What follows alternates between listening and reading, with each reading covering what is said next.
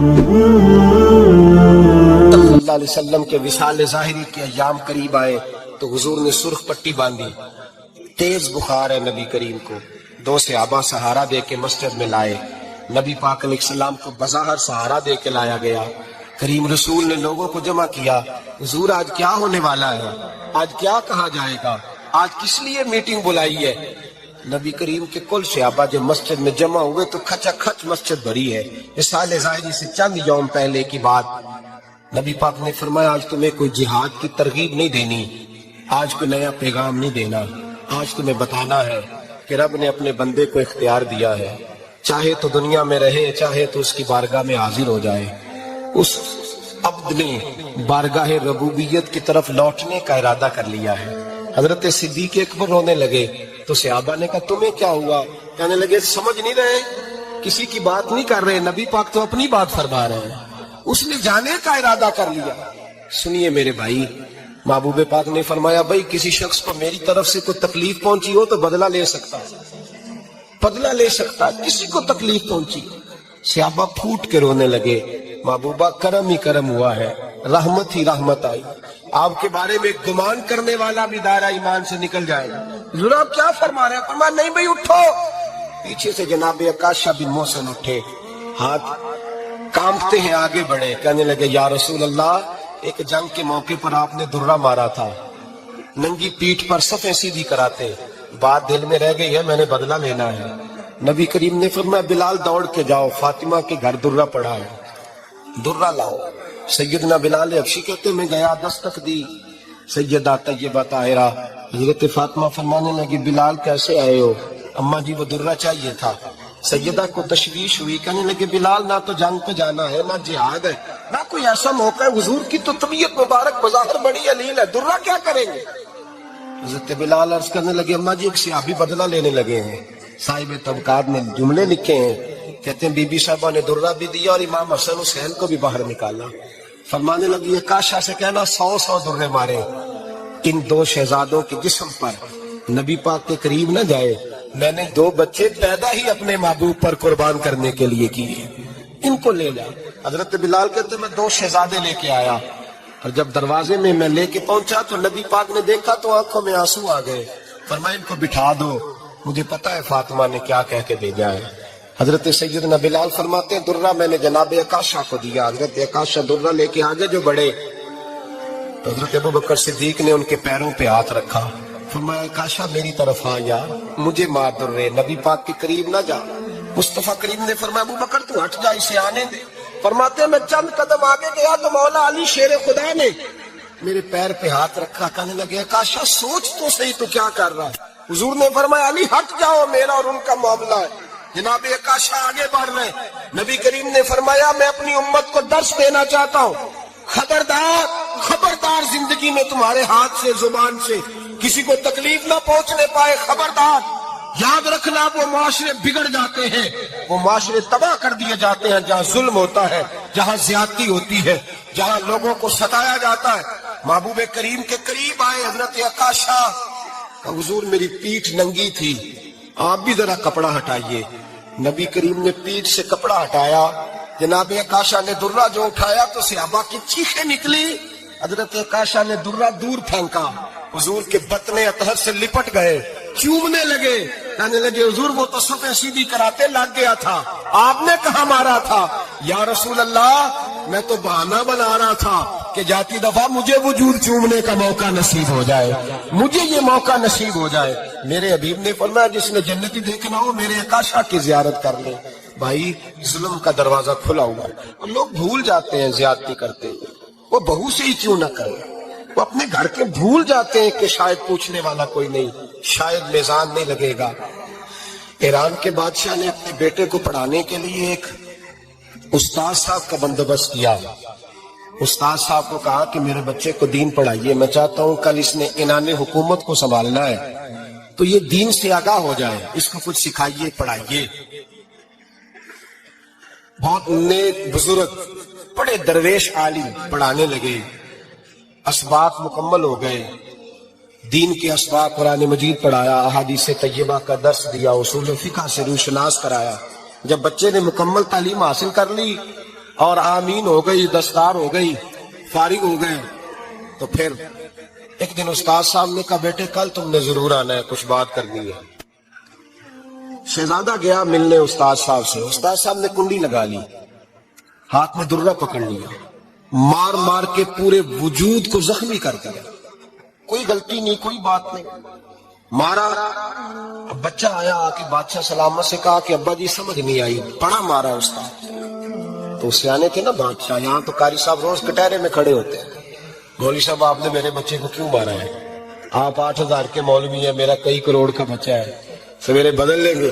خبردار آپ نے بچے کو ہاتھ لگایا، اپنی اصلیت میں رہے معذرت۔ جو قومیں استادوں کو کٹہروں میں کھڑا کرتی ہیں وہ ترقی نہیں کر پاتی، جو استادوں کو کٹہروں میں روز کھڑا کرتے ہیں۔ کہا ابا جی بڑا مارا، تو والد بڑے سمجھدار تھے، کہنے لگے بیٹا استاد باپ ہوتا ہے، وہ زیادتی نہیں کرتا، کوئی بات ہوگی میں تیرے استاد کو کٹہرے میں نہیں بلاؤں گا۔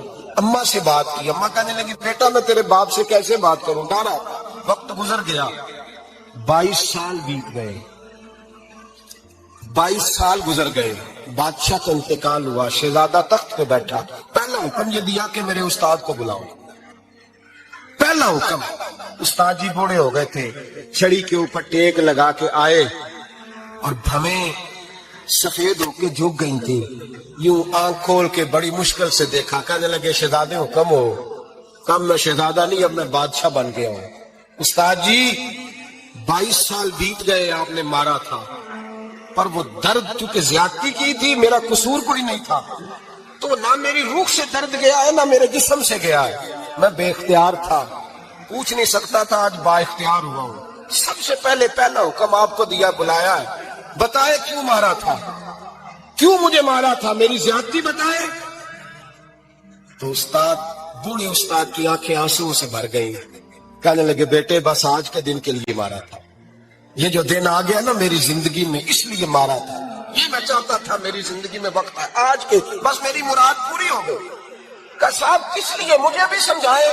آپ فرمانے لگے کتنی دیر ہو گئی تجھے مار کھائے ہوئے، کتنا زمانہ بیت گیا؟ کہنے لگا 22 سال۔ فرمایا زخم بھولے تو نہیں، درد ختم تو نہیں ہوئی، تمہیں بات 1 منٹ کے لیے بھی تمہارے حافظے سے محو تو نہیں ہوئی کہ استاد جی روز رات کو یاد آتی، روز خیال آتا تھا؟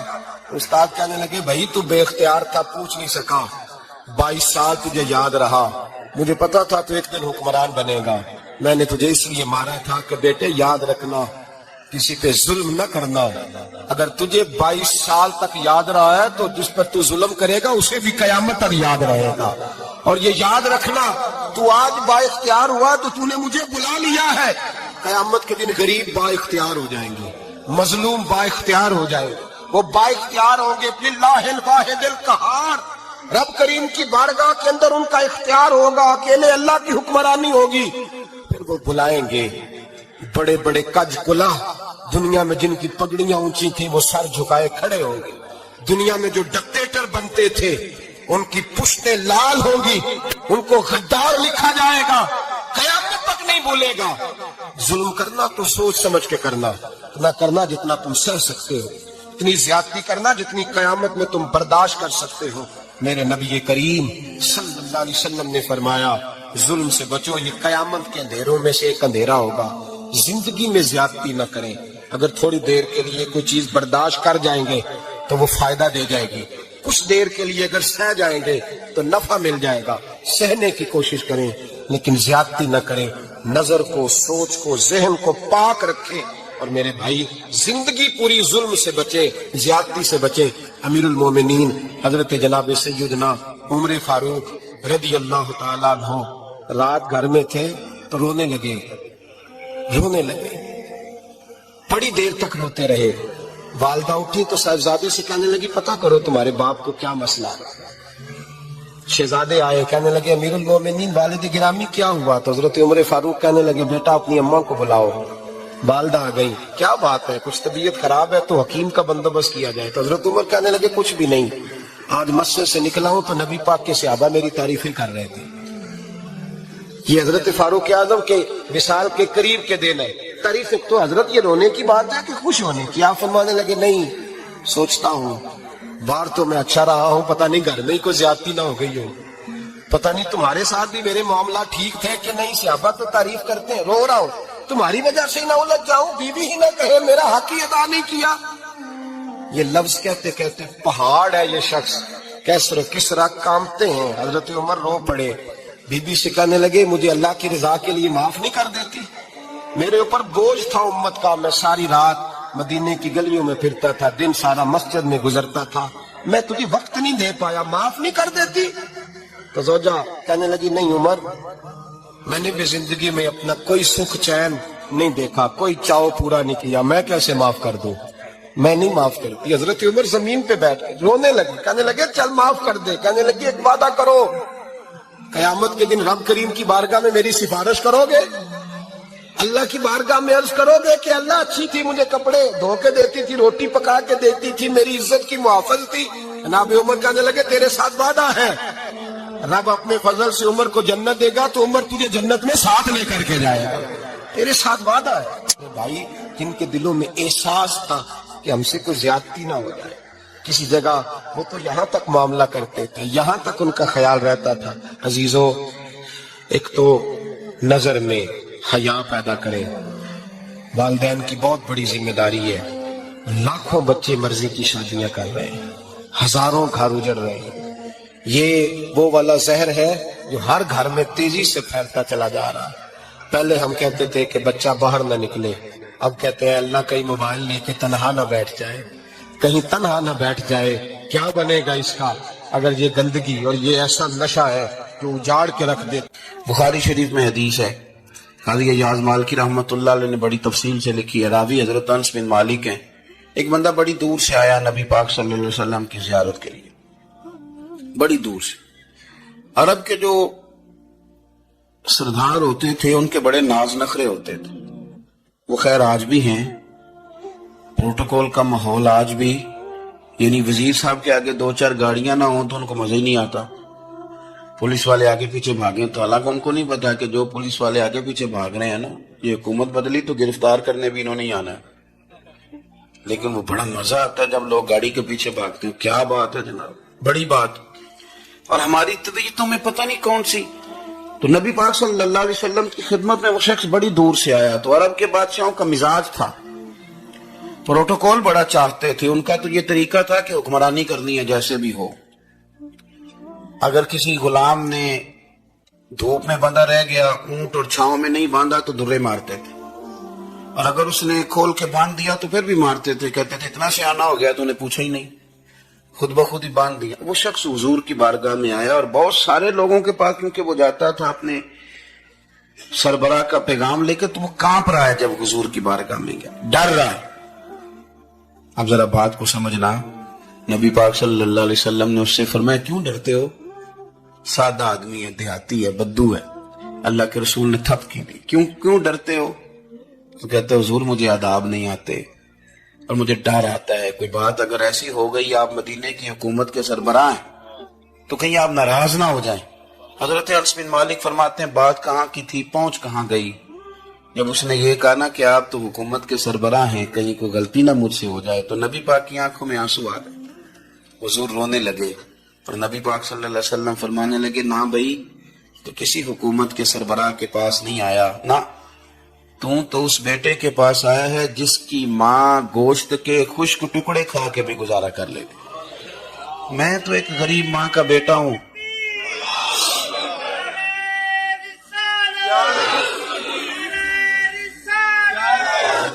بھائی اگر آپ کا یہ ذوق بن جائے, دیکھو نا آج تو لوگ بھول جاتے ہیں نا, کپڑے بدل لیتے ہیں تو وہ سمجھتے ہیں کہ شاید سارا کچھ ہی بدل گیا.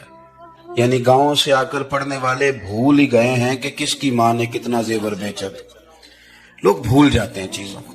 اپنے ماضی کو یاد رکھیں, آپ لوگوں کے ساتھ پیار کریں, آپ لوگوں کو موقع دیں, آپ تھوڑی سی اور کوشش کریں اس شخص تک جانے کی جو آپ کو مایوس نظر آ رہا ہے, پریشان نظر آ رہا ہے. یہ ہمیں میلاد والے محبوب صلی اللہ علیہ وسلم نے درس دی. ایک اور پہلو, حضور سید عالم صلی اللہ علیہ وسلم نے, ہمارے ہاں نا ابھی بھی برادری کی تقسیم ہے, ابھی بھی, اور کچھ میں نے ایسے کمزور لوگ بھی دیکھے, یہ اس طرح کی حرکتیں ہارے ہوئے لوگ کرتے ہیں.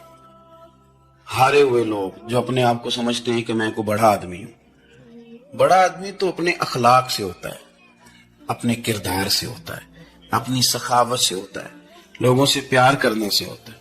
باقی یہ کہ بیٹھ کے کہانی سنانا کہ میں بڑا کچھ کرتا ہوں، تو جو کچھ کرتا ہوتا ہے اسے سنانے کی کوئی ضرورت ہے؟ ایک اور بہت سارے لوگ آپ تعزیت کرنے جائیں نا والد کے انتقال کے بعد، تو ان بیچاروں کو بتانا پڑتا ہے کہ ابا جی میرے بغیر دوائی نہیں کھاتے تھے۔ تو میں کہتا ہوں اگر تیرے بغیر نہیں کھاتے تھے پھر بتانے کی ضرورت نہیں، پھر تو سارے گاؤں کو پتا ہوگا کہ تیرے بغیر نہیں کھاتے تھے۔ اور اگر کوئی دال میں کالا ہے تو پھر تیری وضاحت کوئی بندہ قبول نہیں کرے گا۔ تو آپ کو بتانا کیوں پڑ رہا ہے؟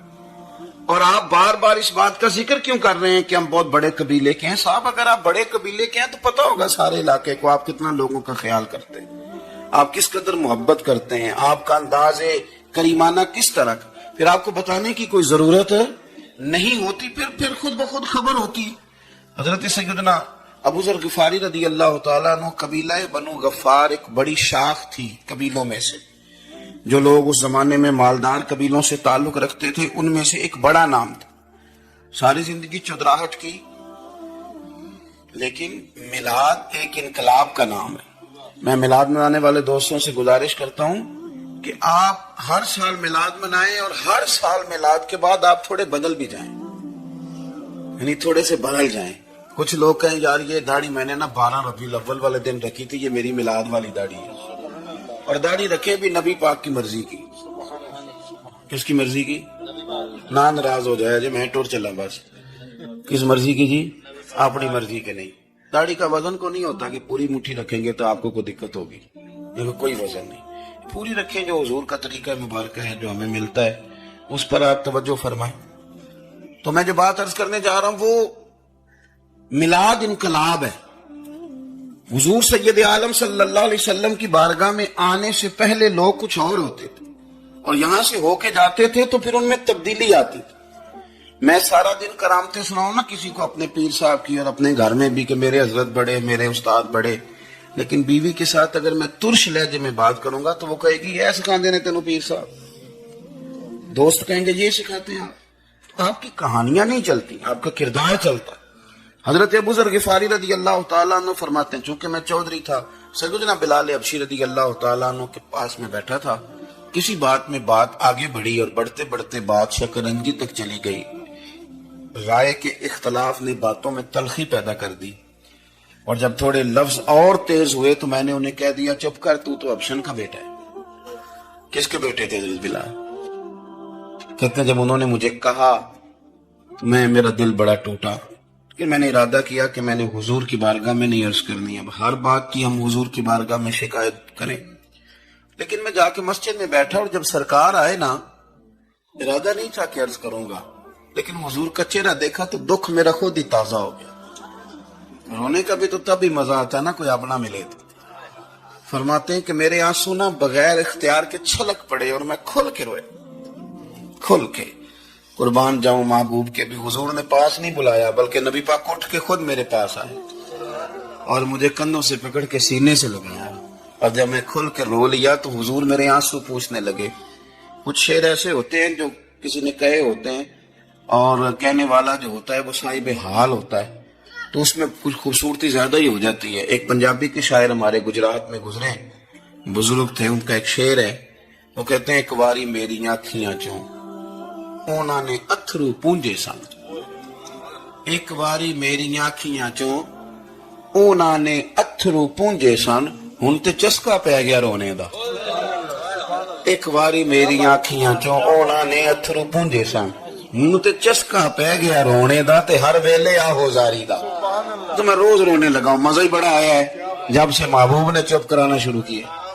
میرے عزیز، اور پھر حضرت بلال حبشی رضی اللہ تعالیٰ عنہ چونکہ حضور کے غلام تھے اور انہیں پتا تھا کہ سرکار میری ناز برداری کرتے ہیں، حضور نے چپ کرایا۔ فرمایا کیوں روتے ہو؟ تو عرض کرنے لگے یا رسول اللہ صلی اللہ علیہ وسلم، اگر میں ابشن کا بیٹا ہوں تو میری تو غلطی کوئی نہیں نا، یہ تو تقسیم اللہ کی ہے نا۔ الذی خلقک فسواک فعدلک فی ای صورت ما شاء رکبک، جس طرح وہ چاہتا ہے، جس کو چاہتا ہے اس طرح کی اس کی صورت بنا دیتا ہے۔ تو مجھے ابشن کا بیٹا کہا جاتا ہے، میری غلطی کیا ہے؟ حضرت بلال نے بھی نہیں بتایا کس نے کہا، لیکن نبی پاک صلی اللہ علیہ وسلم نے کیا فرمایا؟ امام یوسف صالحی نے لکھا ہے، ذرا غور کرنا بات پر، تسلیاں لوگ اور رنگ میں بھی دیتے ہیں، پر یہ تسلی بڑی انوکھی ہے۔ حضور فرمانے لگے بلال اگر تو ابشن کا بیٹا ہے تو پریشان کیوں ہوتا ہے؟ کالے رنگ والی ماں کا بیٹا ہے تو پریشان کیوں ہوتا ہے اگر تیری والدہ کا رنگ کالا ہے تو؟ عرض کی حضور آپ کیا فرمانا چاہتے ہیں؟ تو سرکار فرمانے لگے میں 2 ماؤں کا بیٹا ہوں، ایک جناب آمنہ جنہوں نے مجھے پیدا کیا، اور ایک حضرت ام ایمن جنہوں نے میری پرورش کی، مجھے بڑا کیا۔ حضور فرمانے لگے میری ماں آمنہ کا رنگ گورا تھا اور میری ماں ام ایمن کا رنگ کالا ہے۔ تو فرمایا اگر تجھے کسی نے کالے رنگ والی ماں کا بیٹا کہا تو اسے کہہ دینا مدینے والے محبوب کے بھی تو ایک والدہ کا رنگ کالا ہے، تو کہہ دینا۔ حضرت بلال کہتے ہیں کہ وہ اس طرح کی تسلی تھی، طفل تسلیاں نہیں اس طرح کی ہمیں دی جاتی، وہ اس طرح کی خوبصورت تسلی تھی کہ اس کے بعد میرا دل ایسا ٹھنڈا ہوا، پھر کسی کا تانا نہیں رہا۔